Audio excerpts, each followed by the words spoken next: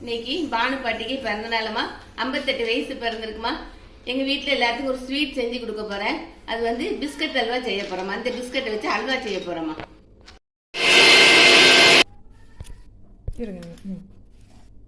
பாருங்கம்மா, பிஸ்கட் வந்து நல்ல மையா அரைச்சாச்சுமா. அரைச்சி பிஸ்கட்டை நம்ம பாலில் கொட்டி கிளற வேண்டியதாம்மா. இப்போ அடுப்பை பற்றி வச்சுருக்கோம்மா. அதில் வந்து ஒரு 1/4 லிட்டரு பால் ஊற்றி சூடு பண்ண போகிறோம்மா. பால் நல்லா காயட்டுமா. இப்போ இந்த பிஸ்கட்டை மிக்சி சாரில் நல்ல மையாக அரைக்க போகிறோம்மா. நல்லா காஞ்சிட்டுமா. இப்போ மிக்சியில் அரைச்ச பிஸ்கட்டை அதை தூவி கிளற வேண்டியதாம்மா.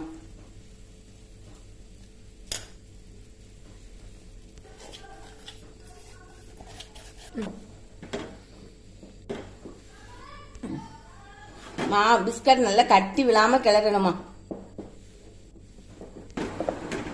2 சேர்ந்து கலவையாவதுக்கு ரொம்ப நேரம் ஆகுமா. அது உங்களுக்கு கஷ்டமா இருந்ததுன்னா பாலையும் பிஸ்கட்டையும் நல்லா கரைச்சிட்டு அப்படியே அடுப்புல போட்டு கிண்ட ஆரம்பிச்சிடலாமா.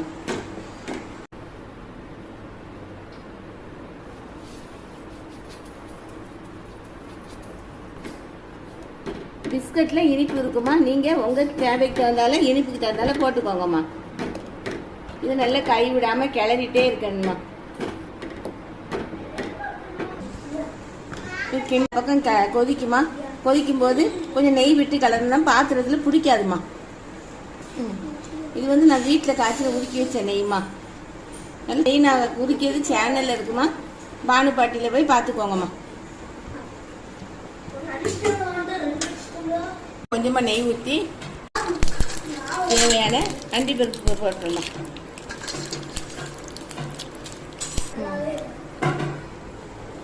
எண்ணெயில் போட்டு வதக்கியாச்சுமா. இப்போ வேக வச்ச பிஸ்கட் கூட ஊற்றிட வேண்டியதாம்மா.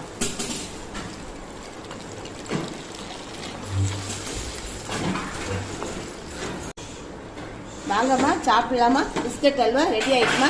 இன்னும் கொஞ்சம் நேரத்தில் தன்னால இறுகிடுமா. பிஸ்கட் அல்வா நல்ல அல்வா மாதிரி கட்டியாக ஆயிரும். வாங்க சாப்பிடலாமா.